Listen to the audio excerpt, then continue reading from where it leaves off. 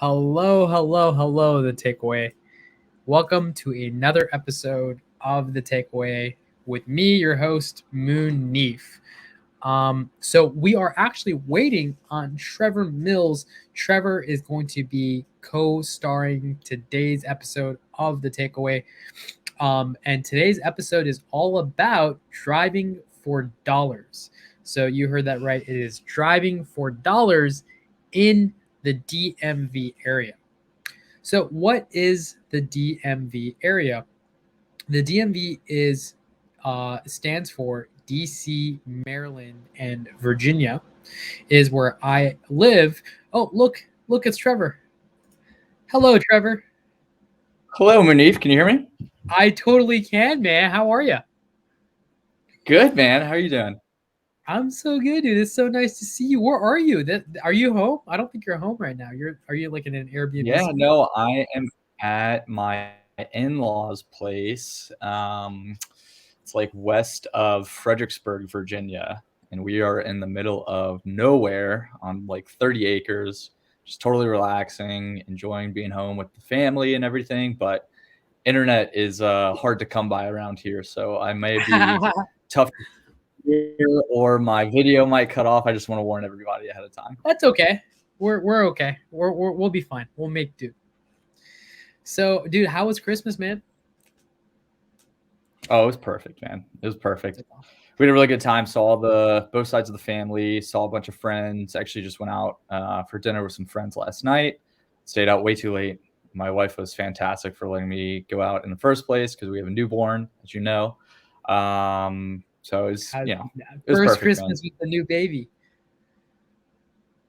Yeah. It was great. It was great. So she baby girl got everything she wanted. So, what more can you ask for?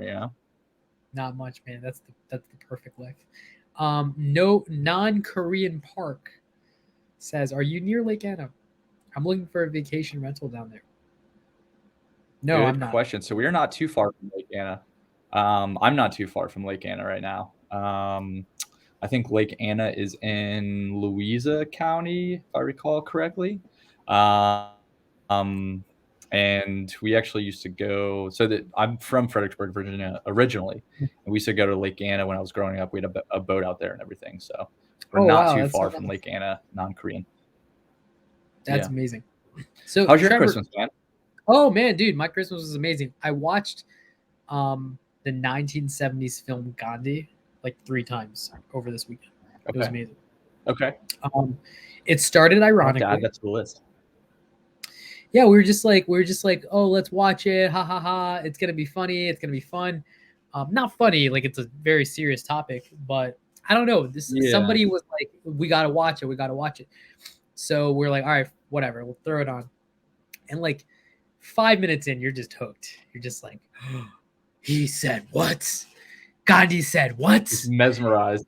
Oh my god, Yeah. he is like the king of one-liners, man. Like they would like throw him in jail, Yeah. and they'd be like, "You got to stop marching," and he'll be like, "You can break my bones, you can kill me, you'll have my body, but you will not have my obedience." And it's like this Oh, old, like 5'3", bald, like very like almost yeah. crippled man, just in rags, and Yeah. he was just like didn't do what the British Empire wanted, right? He took down the nation of Yeah. Britain. And then they freaking Yeah. and then when every time people rioted and they were violent, he would just fast. He would just go, "You know what? I'm not Yeah. going to eat until you guys stop killing each other."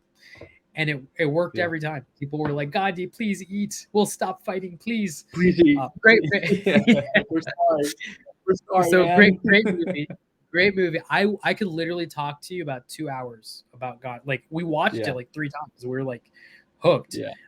So it was a great Christmas. We watched some Rick and Morty, had some Okay. cheesecake, just great stuff, man. Okay. Yeah. Awesome, man. Hey, it's Mike Ferruzzi, dude. What's up, Mike? How are you, dude? What's up, dude? So, In Trevor, Peru's. can you tell us why are we here today? That's a good question, Munif. So we are trying to ultimately we're trying to build some connective tissue in the DMV amongst folks that may be new to real estate investing and maybe folks that are a bit more experienced in real estate investing. You and I both live in Northern Virginia.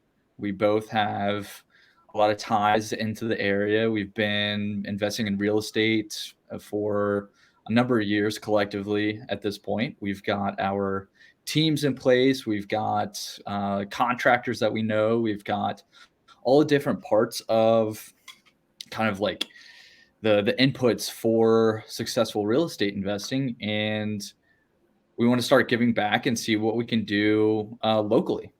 Right. Amazing. So what does that look like? It's what we came up with as the D4D and the DMV, right? Driving for dollars in the DMV area. And ultimately what it's coming down to is we just want to partner with folks, local or virtual, that are finding leads in the DMV, principally by driving for dollars, and bring them the entire package that they need to plug and play to get their deals closed. So what does that look like, right? So if they bring in the leads, what are the other pieces? Well, we've got Team Ninja on board, thanks to you and your awesome rockstar team that I personally send all my leads to. And we've been doing that for months now, because you guys are absolute sharks in the water. So we're bringing that to help close these leads for folks. We're bringing the disposition side of the house as well. So we'll personally buy those deals from folks, or we'll disposition them to other folks if we don't want to buy them ourselves. And what does that mean for someone that's, going to be partnering up for the D4D and the DMV challenge? Basically, they just bring a lead, we plug in the rest, and they get paid, right? That's amazing. And so, that's kind of part of it, right? But ultimately, we're trying to build in like best practices, get people connected, expand the networks, do a lot of like mindset and business development coaching and discussions and stuff, and just kind of give back to the community in ways that we've learned a lot of, especially, all the work that you've been doing in Sub 2, trying to give back to the community as much as we can. So that's kind of the left and rights on it, right? That is the left and rights on it. Matt Reichard says amazing. Thank you, Matt. So you're amazing, Matt. Yes, Matt, you are amazing. So Trevor, before we get onto the D4D challenge, so there's a lot of my viewers that they don't know who you are. So Trevor, who are you? Yeah. Can you tell us a little bit about yourself? Yeah, for sure. So Trevor Mills, as I mentioned, live in Northern Virginia. Big thing about me right now, I mentioned it earlier, I've got a newborn at home. My wife and I's first child, if we don't include our 5-year-old golden retriever, who we kind of consider our kid. But I've been investing in real estate now for a number of years, both locally and in another state. So I've got a partnership with a bunch of close friends that we started investing in real estate a few years ago down in Savannah, Georgia together. We all came together and we're like, hey, we want to invest in real estate. This is something that we've always been interested in. Let's put our minds and our capital together and see what we can do. So we've been doing everything from flipping houses to executive rentals to now we're getting into wholesaling and doing our own off-market deals there. And then separately, I've started partnering and engaging with other off-market real estate investing efforts in the Maryland area principally. I'm a Sub 2 student, so I don't know. I'm sure a lot of your followers are familiar with Sub 2, as your hat implies. So I'm actually a new Sub 2 student as of I think about a month and a half ago, really. And that was actually principally driven by, the good word of Munif Saza over there, getting me on board with Pace Morby and crew, right? So yeah, that's a little bit about me. And then, from a broader perspective, I've still got my day job. I've got a W-2 that I have to, follow those rules, and all of this real estate investing stuff I'm doing on the side because I'm super passionate about it. It's been something I've been very interested in for quite some time. And, at this stage, I'm in a place where I can act a lot and do a lot of the things instead of like reading or listening. Like I'm in a position to actually like act on all those things that I've learned. So that's amazing, man. So Trevor, so for those that don't know, Trevor is actually a good friend of mine. Me and him met through the free group. So guys, if you're not using the free group, use the free group. Trevor made a post on it, and I like wrote back. And then he was like, "Oh, I'm in Alexandria," and I was like, "Oh, I'm in Arlington." So we met up for some diet soda. We literally like met up for like local bar or something. I had some Diet Pepsi. He had like a soda. And we met up and we've hit it off. And then, you know, now we're in multiple business opportunities together.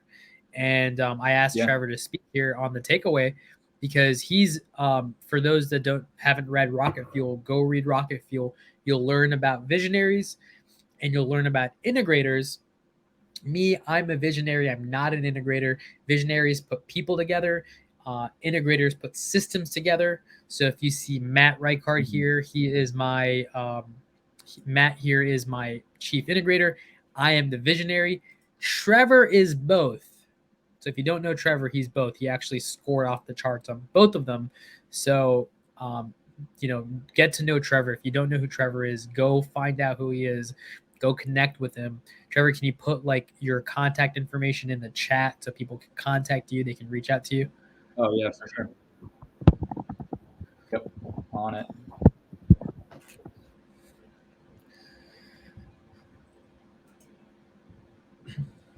All right. And then, you know, Non-Korean Park says, what was the first action step you took after becoming a sub-2 student?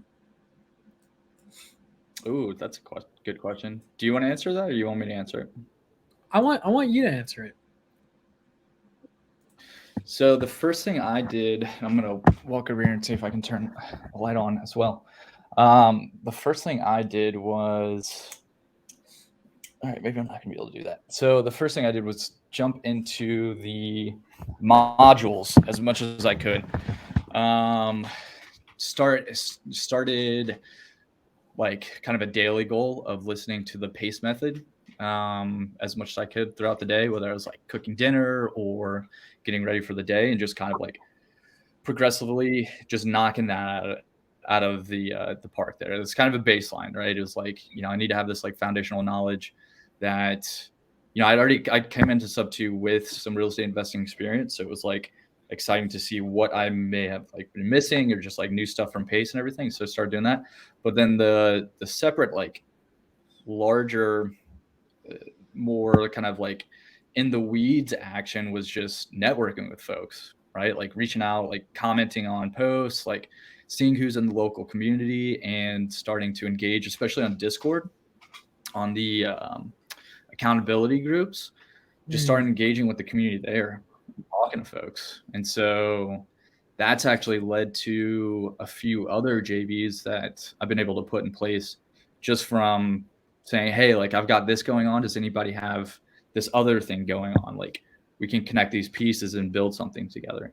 And that actually has started a JV with 2 other sub-2 students in the area that I've been super, super excited about just by chatting. Like, hey, you know, I can text, right? I can send my SMS text or whatever. Anybody have like cold callers, like let's squat up, right?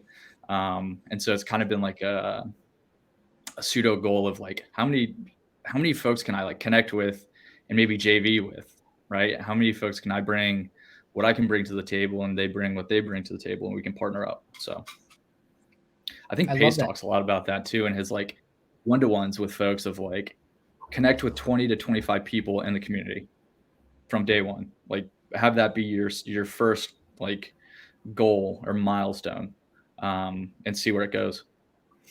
Yes, exactly. It's amazing. I did the daily dial, which that's how I met people. I did the daily dial every single day. And excuse me, I might be coughing if you're watching. My asthma. So my childhood asthma came back because I was sick and my lungs got messed up. So my childhood asthma, which I thought I had conquered and gone away forever, made this sudden appearance back in my life. So I have one of these now.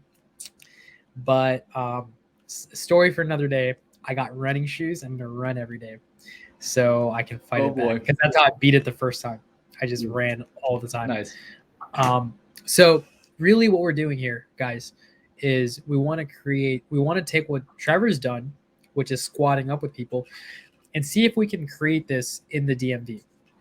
We can create this at a bigger scale in our home market. So let's get right into it. Let's figure out, like, let's talk about what we're doing. So the idea is this: we have people who are local who can lead generate, right? So if you're new, maybe you can't close deals, right? Not yet. You will be able to, but maybe right now, maybe today, closing deals is not something you can do today, right now, right? So maybe you're not quite there yet on closing deals, talking to sellers. That's okay. I used to be there myself. Trevor used to be there. We all used to be there. Maybe you cannot disposition deals quite yet. You don't really have a buyer's list. You really haven't closed a deal or opened escrow or anything like that. That's okay. What you can start doing today is lead gen.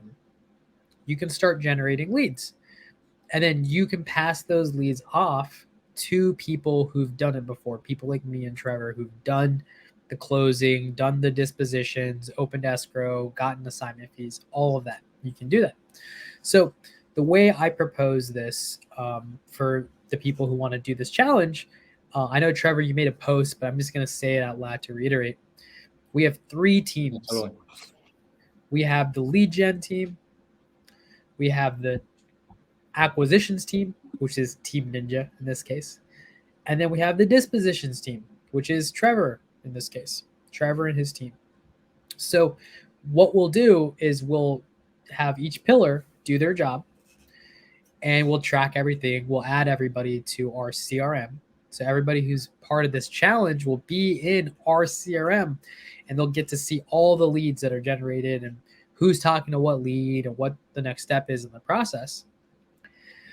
And they'll generate the leads. Team Ninja will close the leads, and then Trevor's team will either buy the deals themselves or assign the deals and find a buyer. And we'll just split everything 3 ways, just evenly among the teams. That's personally how I like to do business. I like to just say, hey, however many people there are, let's just split it evenly amongst those teams. So in this case, there are 3 teams. Mm-hmm. So, Trevor, did I miss anything on that? No, I think that's it. I mean, the only thing I would add is like, the lead generation part of the pipeline is so crucial to the rest of it. It's critical, right? Like, it is. Lead generators, what do you have? You've got very handsome individuals like yourself who can like talk to folks, but you might not have anybody to talk to, Like, lead generation is so key. I think, Pace talks about, like, if you don't have leads coming in, you don't have a business, right? Right. Yeah. Not free in park. You can't close a deal you don't have. Exactly. Right. And so, like, we're trying to set it up so that, like, you get the leads, you bring them to the table, and don't have to worry about the rest of the equation, right? Which can add up, right? Like the acquisition piece. I mean, you spent months and months on the daily dials learning how to close deals, right? Like, that takes time in itself. The disposition side, like you were talking about, not a lot of folks come to the table with a buyer's list or know how to like go through that transaction coordination process. That takes time to learn in itself. So trying to just plug in all the rest of those items, and at least if the folks that are working with us through this effort, like, get to learn better processes and procedures about lead generation, I mean, you can take that anywhere, right? Whether it's in the DMV, whether it's in California, wherever you want to take that, as long as you are learning and figuring out how to generate leads, you'll always have a business. Yeah. And the thing is, the people generating the leads, they've got 2 buyers right here, you and me, right? Yeah. We're doing this in our home market because we are buyers. So that part for a lot of these leads is already solved, right? So really, it's, hey, I'm going to go generate a a lead, I'm going to go generate leads. I'm new at real estate. So I'm new at real estate. Maybe I just recently joined Sub 2, or I've been, reading a lot of books, but I'm going to go generate leads, and I'm going to partner up with Manif and Trevor here. And I don't know how to talk to sellers. I don't know how to close deals. I don't know how to do paperwork. I don't need to know any of that. I'm going to hand it off to Manif and his team. They're going to actually talk to these sellers and close the deals. And then he's going to hand it off to Trevor and his team, and they're going to go find a buyer, if not buy it themselves. So Trevor, let me ask, do we still pay an assignment fee if we buy the deal? Yes, 100%. Great Absolutely. question. Yep. So we 100%, nothing is changing. We're just buying out our portion of the deal, right? So if Trevor Mills, buys the deal as part of this JV, D4D, and the DMV effort, we're still paying out our portion to the rest of the three pillars, or the three partners, right? And the specifics on that of like the amount of target assignment fee and everything like that, we're going based off kind of a standardized target assignment fee amount, regardless of like whether we buy it or whether we disposition it for you. And that's like built into our system. I mean, that's what you and I are doing right now, right? With all the leads that I send over to you, anything that I want to keep, I still pay you and your team out from the deal as part of the JV agreement. Yep. It's amazing. So Trevor, let me ask, what are some common questions you've gotten about this setup, the structure? Are there any frequently asked questions that you can think of off the top of your head?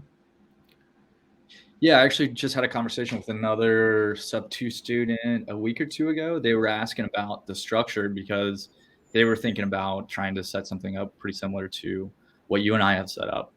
The assignment fee is probably one of the most frequently asked questions of like, how does that get split out if you're like part of the JV and you're buying?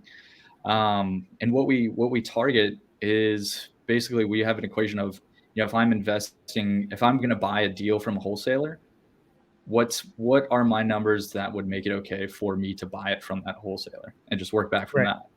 But in a situation like this, I mean, we've been working together for so long at this point, we kind of target a standard assignment fee of at least $15,000 total, right? And so then have that as kind of our baseline operating procedure.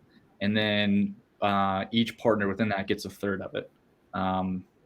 Let's see, we got a question from Karen. How do we get your buy box? We can reverse engineer that. Look for what you want. Also, what are the average assignment fees?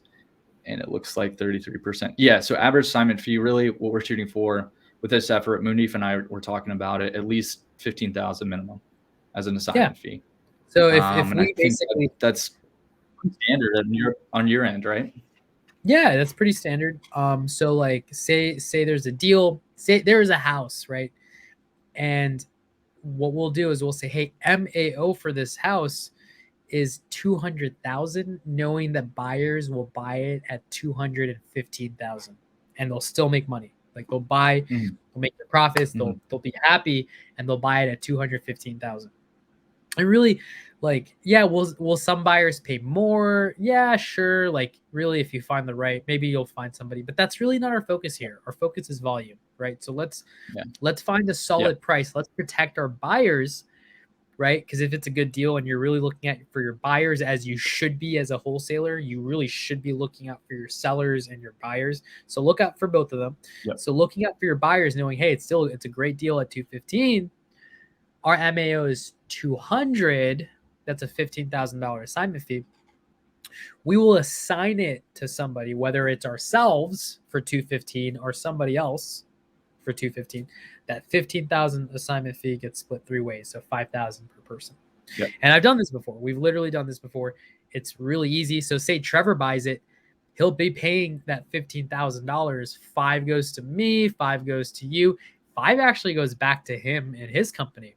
So he'll literally pay himself an assignment fee because he's got people to pay. He's got commission to pay. He's got marketing to reimburse. So that's really how we do it. That's how, and that's how Pace does it too. We really learned it from Pace. He'll even if he buys his own deal, he'll still pay an assignment fee. Do you guys? I remember when you and I were first talking. Go ahead.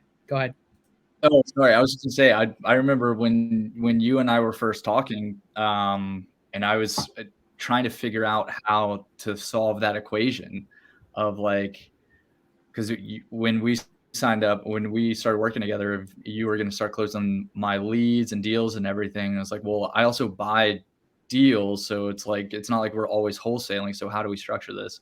And I was like racking my brain over, and you're like, dude, it's simple. Like, let's just do this. I was like, yeah, that's great. Like, I remember that. I remember you're like really like you're like sweating. You're like, bro, I can't figure this out. Like, how do we do it? yeah, Like, I was like stressing about it, man. Like meditating about it and stuff. Well, it's funny because like I wouldn't have thought of it myself. I just know Pace does it that way, and I was like, yep, makes sense. So like that's like how I approach business. Like my dad yesterday, I was telling my dad about Airbnbs, and he was just like, how do you figure? He was like really like pulling his hair out, right? He was like, how do you figure out how much money these are gonna bring? Like, how do you figure out the numbers, man? Like, it's so hard. And then Eric was there with him, and Eric was like, how do you guarantee you're gonna make money? And they were like really confused.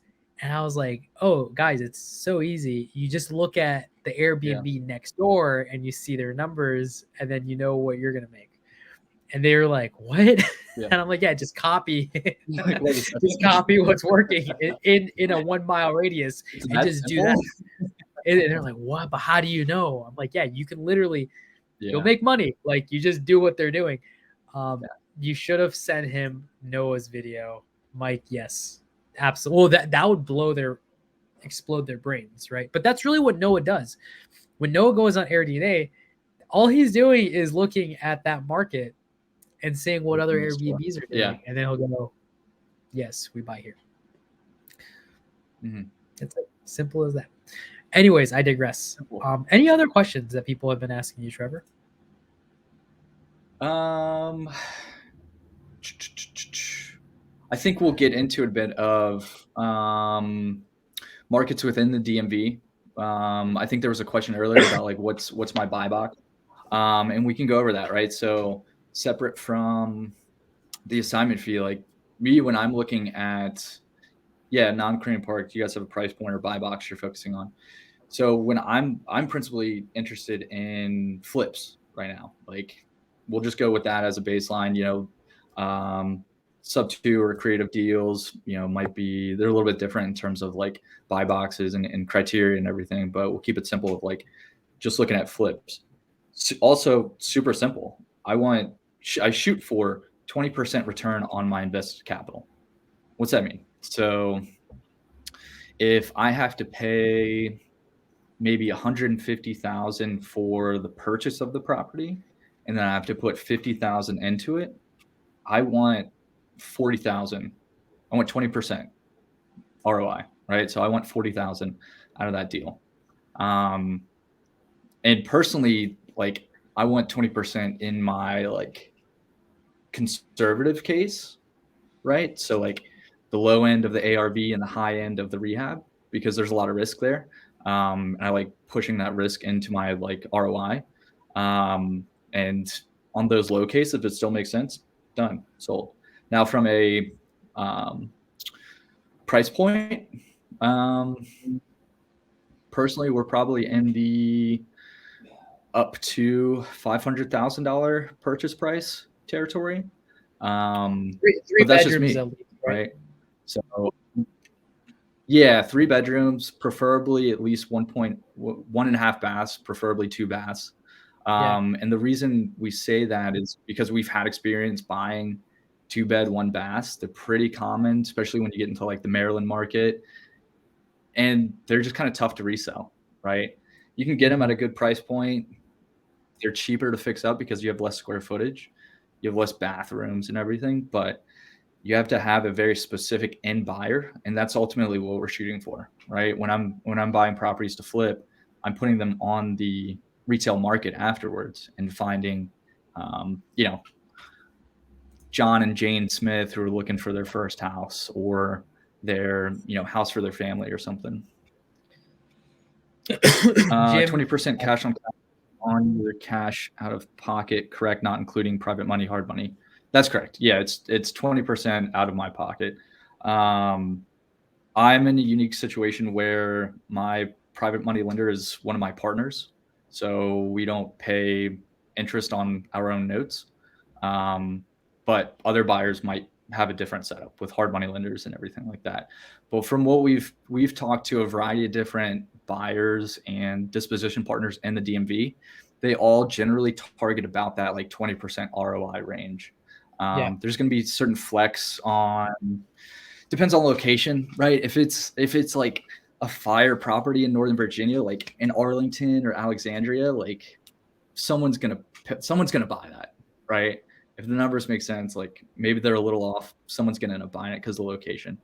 If it's Yep. maybe a more suburban place in central Maryland with less foot traffic, it's going to take some time, but we'll find a buyer for it. But that 20% is a pretty solid rule to go off of when we're looking at flips for what investors will purchase from us. What mile radius do you look for in the DMV? Ooh, that's a good question. That is a Personally, I'm in Northern Virginia, less so in DC, but would go in DC, and then Central Maryland, which includes everything from Prince George's County to like just outside of Baltimore. I've got some deals in Baltimore right now, but I'm not keeping them myself. And then from a Virginia perspective, I mean, I'm in Fredericksburg, Virginia right now. I know, Munif, we've got connective tissue kind of down the 95 corridor here. I don't think we would turn anything down, even possibly in Richmond. We've got folks in the area. We would do flips in Richmond for sure. For sure. Yeah. Yeah. So pretty wide radius, I would say. Definitely not just the Beltway. Right. Do we send pre-qualified leads or just addresses? Justin, pre-qualified leads. So I love that you asked that question, because a lot of people think it's okay to send addresses, which it is, but not for us, because we're not going to cold call the leads for you guys. But what we will do is what you can do is you can send them a text to get like the initial motivation. And if you've got a little bit of reasonable motivation, we can pick it up from there. And this is going to be an experiment, because we've never done something like this before. We've never really done you know what I mean, like a local D4D challenge that we're also going to buy from you. We're literally going to buy these from you. So what we're probably going to end up having to do is have, maybe a weekly or every 2 weeks touch base where we get on a Zoom with everybody in the challenge, and we just kind of calibrate a little bit. We say, hey guys, this is working. Hey guys, this is not working. Things like that. And let's say, like, I don't know, someone's sending us like really bad quality leads. Let's just say, we'll say, hey, like, this is what we're seeing on our end. This is why these leads aren't really the best. What's going on? How can we help you generate better leads? Or if someone's, knocking it out of the park and generating really good leads, we can say, hey, what are you doing that's really working? So we can, let everybody know, hey, this is what's working. This is really good. Let's do more of this. Does that make sense, Justin? Yeah. I mean, if I'll add on to that, I mean, just for everybody that's like hopping on board here, like, don't be worried about that part. Be open and excited to learn, and be open and willing to adjust your processes if there's room for improvement. I mean, Munif and I sat down when we initially started working together, and he was like, dude, the leads you're sending over are kind of garbage. Like, we can't do anything with them. Like, I was sending over like probate leads because I just built out like this web scraper, and I was all excited about it and everything, and was paying for these cold calls, and they were just sending these garbage, absolutely terrible leads. Like, people not interested in, like, not really motivated, just tire kickers of like, yeah, like, what are you going to offer me? Whatever. Like, let's see. And I think you called me and we were chatting, and it was like, we need to adjust course a little bit here and figure something out. So, I mean, from that, I was like, able to build a fully different off-market lead funnel system, and started like figuring out. Basically, it's a text-based system. All shout out to Sam Singh. I don't know if he's on right now.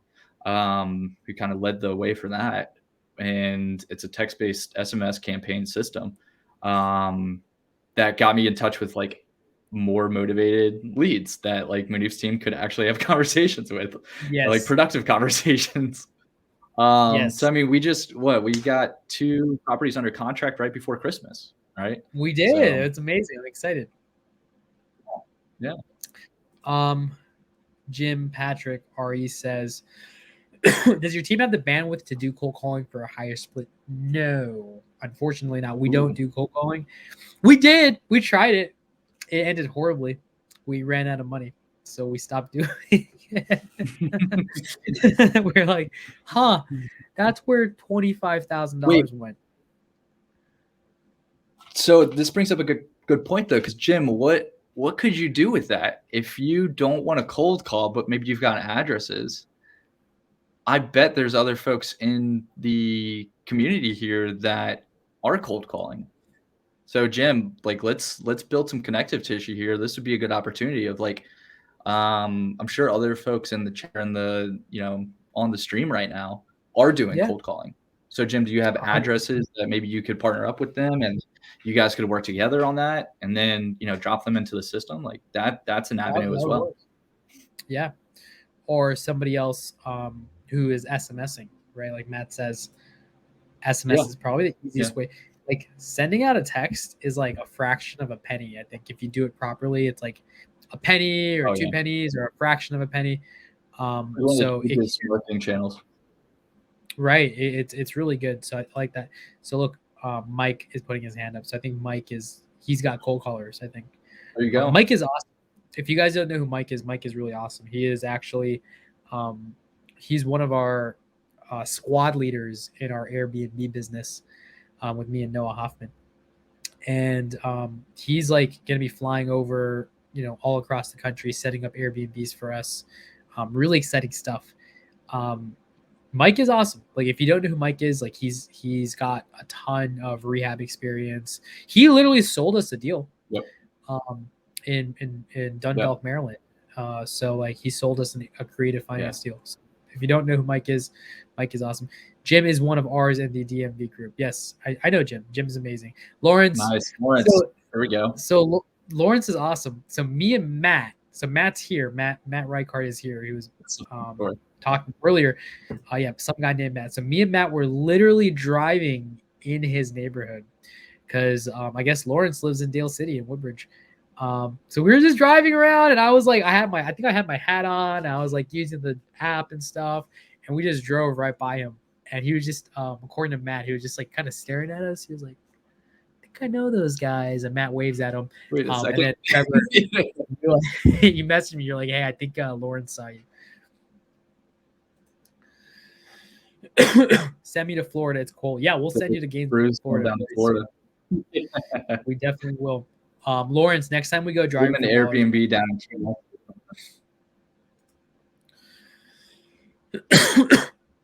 Holy crap, 3,000 D4D leads from Arlington to Fredericksburg. Let's partner on those. Dude. Let's see if we get an SMS campaign going on them.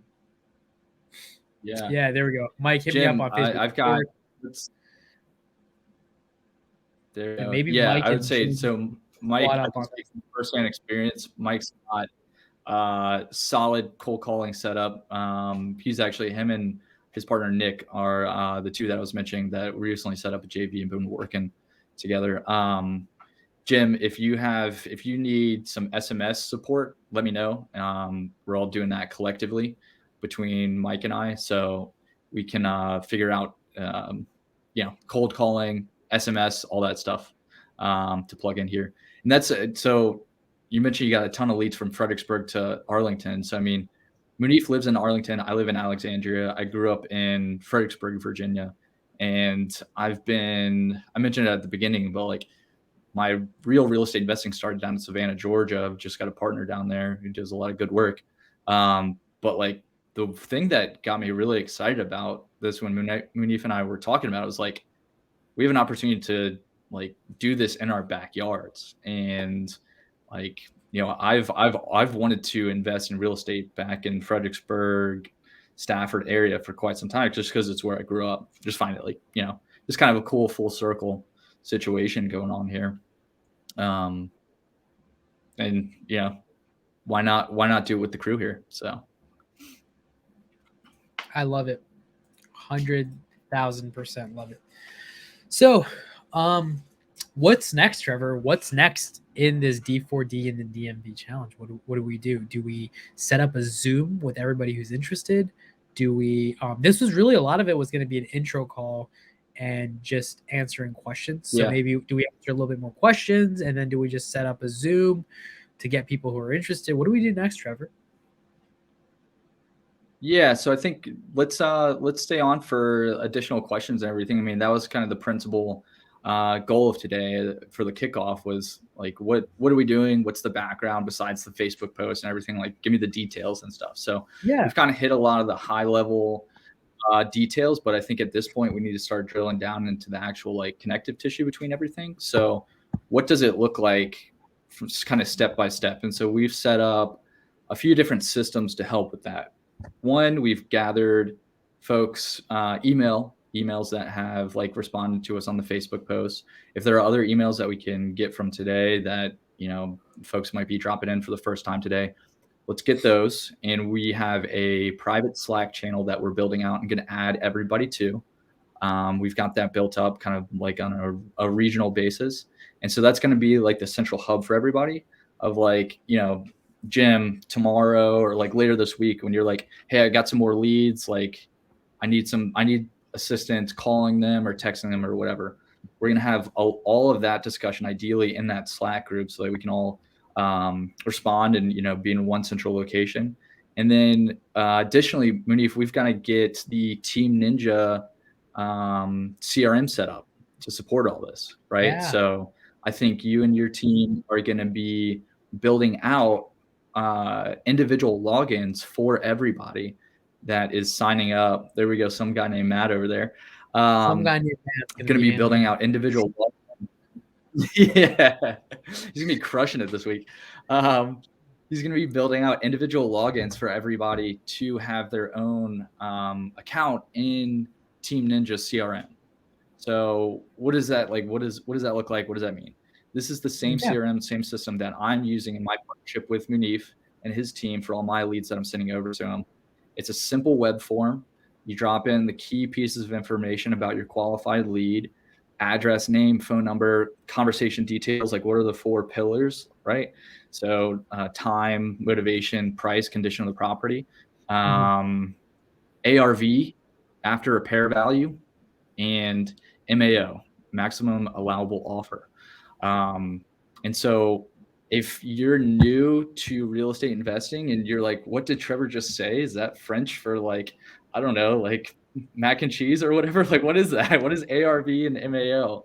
Within the Slack channel, we also have some resources for you of one, what is, walk you through a video that shows like how to achieve or how to figure out what an ARV is, what the after repair value of a property is. And then we've also got an MAO, a max allowable offer calculator for you. Ooh. So that you can, in essence, plug and play all of your property information into those forms, drop it in, and it goes over to Munif's team.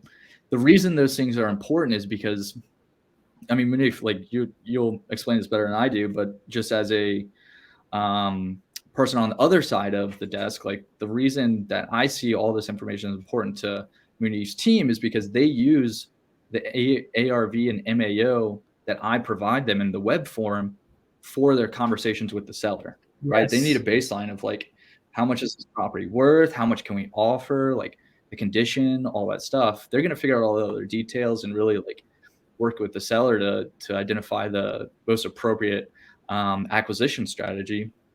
But they need that information up front as like, is this $100,000 property? Is it a $300,000 property? Is this person out of their mind and they're asking for $1 million on like, $100,000 property? Like what's going on here? So I don't know if you want to jump on and expand on that. Yeah. So we know how to comp, and we do comps ourselves. But the thing is, if we get a baseline of somebody who's submitting the lead to comp it, it just lets us move a little bit faster, so we can kind of pre-filter, pre-qualify that lead when we're talking to them. Because the biggest money loser or money waster in this business is wasting time on tire kickers. It's like that's the biggest time waster. It's like marketing to and spending money and time on people who aren't really ever going to sell to you, people who are just going to end up listing the property, right? Or just not even selling the property. The more time you spend, every second you spend with somebody like that on the phone is a second you're not spending with somebody who will actually help you make money. So that is very important for us to know. That baseline helps us figure out where they are in the conversation. You'll even see, like, if you watch the Closers Olympics, a lot of the closers in like the first like two minutes, they're like getting that price out of the person, and they'll have their MAO there. And if it's in a range where like, oh shit, this could be a deal, they'll stay on the phone. But if it's like way off, they'll get off the phone. Right. So like if anyone rewatches the Closers Olympics, they use that, and you need that. And so I ask everyone to do that because our guys will come, especially right before we put an offer in. But if we're comping every deal as they come, it slows everything down, and we actually end up closing like a fraction of the deals that come across our desk. Yeah, so I'm training my VA about MAO and ARV and everything. And the biggest thing, oh, nice. All right, so Matt's got everything. Matt is just a genie in a bottle over there, man, just making wishes come true. He does. He's our integrator. He puts systems together. He's the best. So I'm training my VA right now on MAO and ARV and all that stuff. And one of the primary questions that he keeps coming back with of like, the uncertainty factor of MAO and what to offer. Looks like, do we lose? I'm back. Am I back? Can you hear? Can you see okay. me? Yeah. Sorry, I pressed a button on my mouse and it killed me. So you're training your VA on how to figure out the MAO and the ARV. Yeah, and one of the just for everybody else, like something to think about when you're putting it into the web form, he's always like hesitant about the numbers he's putting forward. And what I always tell him is like, as long as you're kind of getting that like in the ballpark of a good ARV and in the ballpark of like an assumption based MAO of like, we're assuming the condition is 5 out of 10, in terms of overall condition or something. Like Munif's team is going to use that just as a baseline, but they're going to refine it as they go through the selling process with the lead themselves, right?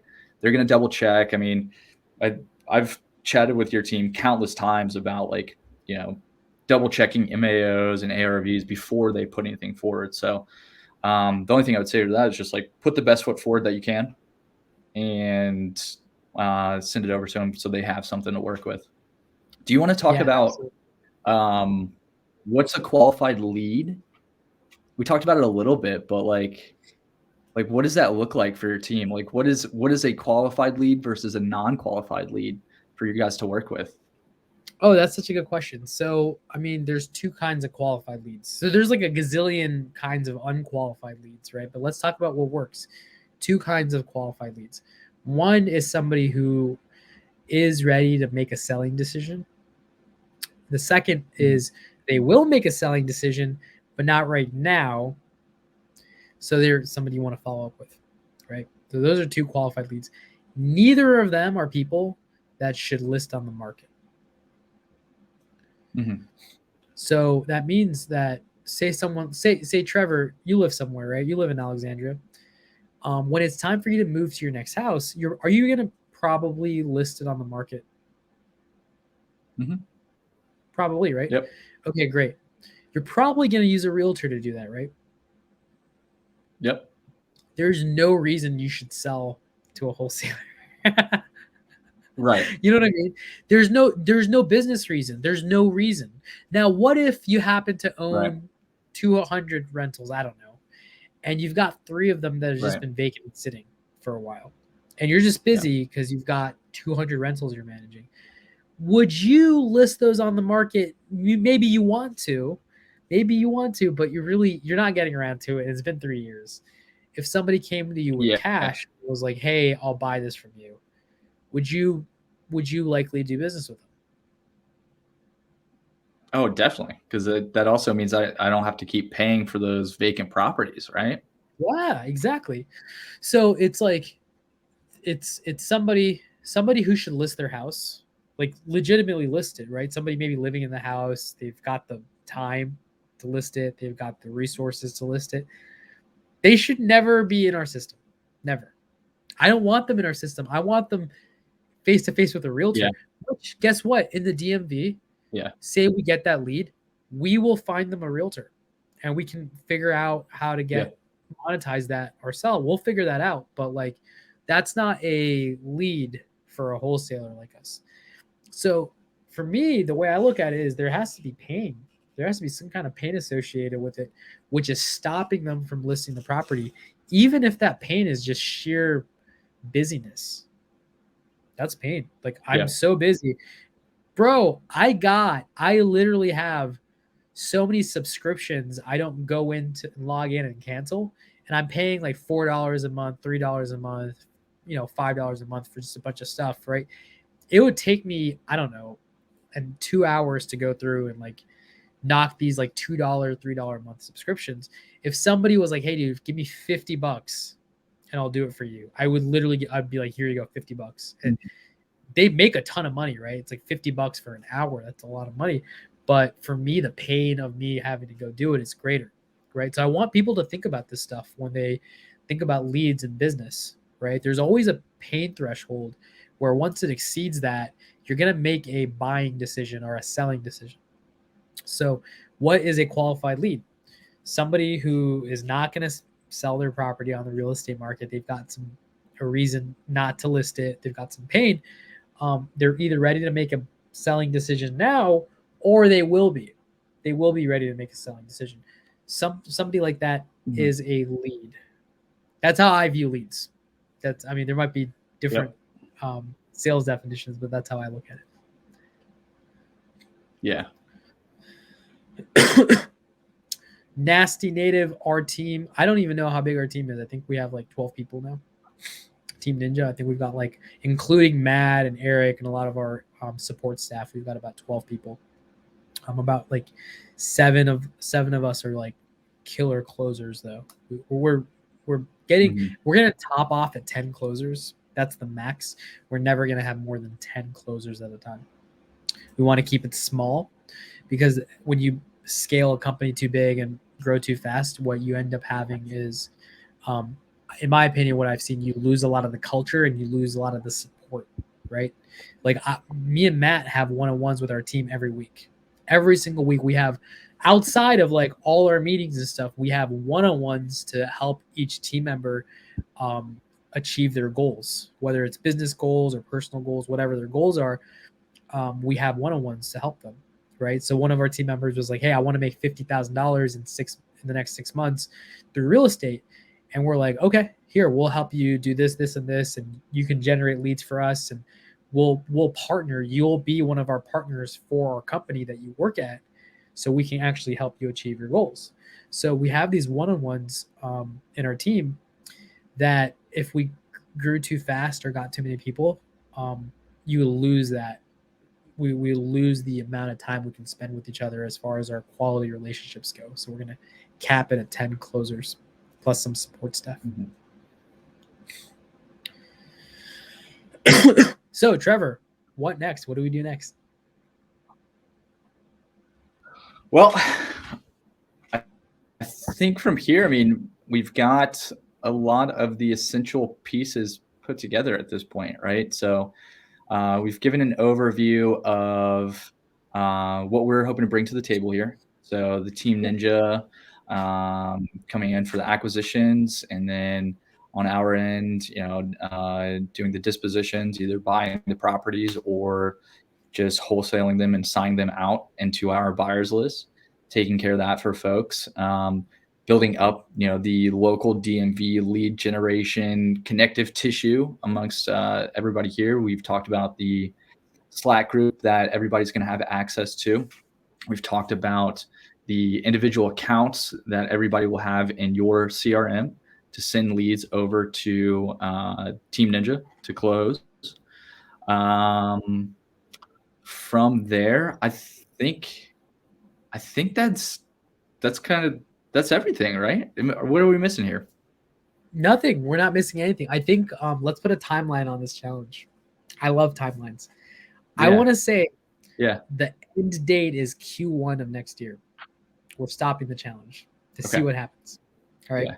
So I love setting it's an experiment. It's an experiment. So we don't know if we're going to do this forever. Yeah. So we're going to commit to stopping it to see what's going on the end of Q1 of next year. Matt says we have 12 people on our team. We have lead managers, closers, long-term follow-up manager, and an acquisition sales manager who helps our whole team close creative deals at a lower cost. Yes, thank you, Matt. Matt really is the backbone of our company. As the integrator, he is literally the lifeblood and the backbone. I am only the nasally voice of the company. That's it. I'm so congested. My asthma's so bad. So I'm just like, I'm just well, man. You played off well. Thank you. So I think we're about ready to start. We're probably going to send emails out to let people know when the next Zoom is. We're going to have a bunch of people for the intro meeting. We're going to get everybody onboarded into our system. We're going to show people how to use batch driven. Yep. If you do not know how to use batch driven to drive for dollars, go learn how to use batch driven to drive for dollars. Pace has free videos on his Instagram. If you're not local but you want to take part of the challenge, you can virtually drive for dollars. Totally fine, right? Totally fine. What we're probably going to do is link people to this video on Twitch, so people who missed it, a lot of people were at work, you can watch it. And I know, Trevor, you're really organizing a lot of the emails and the outreach. So I know you're going to be sending emails, putting people on Slack, and we're just going to have probably a reoccurring Zoom meeting going to check in with everybody. We can start it off a little sooner. Maybe we start it off at twice a week. Maybe we go down to once a week. Yeah. Maybe we play around with that rhythm. But let's set a deadline. End of Q1 of next year is where we stop. Yeah. We're done. Yeah. We'll see how many deals we got in the DMV area, and we'll just reassess. Maybe we crush it. Maybe it's like such a phenomenal success and we really bring the community together. Maybe we start doing meetups at local title companies. I was talking to Eddie, Eddie Conda. He's best friends. He's the man. He's amazing. He lives here in Alexandria as well. He has one of his best friends owns a title company in Fairfax. So she was going to she's down to host us and stuff. So maybe we actually do once a month meetups with everybody. Yeah. Right. Title company. Yeah. So there's a lot of potential here, but let's set a deadline to see, hey, let's make this an experiment and let's see how far we can go in 3 months. Yeah. Yeah. And to the point you're bringing up, batch driven, driving for dollars, that's kind of the principal lead generation channel that we're talking about, but it's not exclusive to that, right? We've also been talking about cold calling, texting, whatever it is you might have experience with already that you're seeing is working, and you've got a knowledge base built up around. Keep doing that thing. The driving for dollars idea was principally built up of the local connective tissue, right? And getting people to like you and Matt were doing, driving around together, and you drove past Lawrence, who was like, hey, did I just see you guys? So a lot of that is there too for folks that are in the area. Once you get into the Slack group, being able to see hey, what neighborhoods are you in? What cities are you in? What areas? So on and so forth. Where in Northern Virginia are you at? Let's meet up and go drive together and see what this neighborhood looks like, what's going on with, X location or whatever. There's a lot of that opportunity, which is what we're really excited about. And also, like, once we reach the end of that Q1 time frame, like, not just seeing like how many deals we close, but like what's the qualitative feedback from everybody? Did everybody like Yeah. get a lot of value out of this? Like, Yeah. how many new connections did they build? What was kind of like the big aha moments that they've come across or learned from other folks in the community that's doing this? Like, other efforts to support, local DMV real estate investing. So a lot of good stuff, man. End of Q1. Let's see where we're at. I think we're going to be in an awesome spot, man. I do too. I have a feeling. I have a really good feeling about this. So, let's do this again. So let's call it here, right? Like, for those of you who are watching, reach out to Trevor Mills. I'm gonna put his contact info in the chat. It's Trevor Mills, and it's hoyarealty@gmail.com. So that's HOYAREALTY@gmail.com. Reach out to Trevor, shoot him a message if you're interested. Trevor will reach out and coordinate getting you on the Slack channel, getting you on the Zooms. Let's make this a community-wide effort to see how much damage we can do in the DMV. Because I think together, if we really get going, we can outcompete a lot of the other people who are just working by themselves without a community. I don't know anybody else in the DMV doing this on a community-wide level like we are. So I think we can crush competition if we work together. Yeah. And so what I'll do from here is I'm going to add everybody into the Slack. So everybody's going to have access to that channel either later today or tomorrow. We're going to send out all those resources that we were talking about, the ARV video, the MAO calculator, and then Munif and I will get together and put a schedule forward for the next meetup. We'll discuss what exactly that looks like, but we'll get that in place as soon as possible so everybody can put that on their calendars. And like Lawrence says, time to get some deals done. Let's do it. Let's freaking do it. Thank you, Trevor. Do you have anything you want to say before we clock off here? Man, big shout out to you putting all this, all the big pieces here, like offering up the takeaway for us to kick this off. Huge. Offering up Team Ninja to support the acquisition side, and just being committed to the DMV cause. Really, really excited. So big shout out to you. Big shout out to the Team Ninja guys, especially Matt, Eric, everybody, Sam, everybody over there. We're going to be doing some good stuff for the next few months. So looking forward to it. Thank you, Trevor. I want to give a shout out to you for organizing this, getting the emails from everybody, making all the posts, being the connective tissue here to organize. Sometimes working with me is like herding a cat. I know how challenging it is to help organize, but you're really good at multiple it. Cats. Multiple cats, exactly. Because our team culture, they take a lot after me, and I'm very much cat-like. So thank you, man. I appreciate all that you do, making the posts, organizing all the people, making the Slack channel, taking time out of your day. I know you just had a newborn. Your life is so hectic. You're so busy, and yet you still have time to come on Twitch and be a go-giver. So thank you, Trevor. Thank you, man. Looking forward to it. Awesome. Freddie, shoot Trevor an email, and just start communications with him there. And you can follow him. I think his Instagram is at Trevor Mills, I think. Yeah, at Trevor Mills 13 on Instagram, and then I'm all over. Yeah, I'm at all over Facebook, of course, in the Sub2 group, as well as the Creative Financing with Pace Morby, the open Facebook group. So find me there. If you can't find me there, shoot me an email and we'll get connected. Amazing. Thank you, Trevor. Everybody else, you guys are amazing. Thank you for tuning in today. I love you. I appreciate you. And I will see you next time. Bye. Awesome.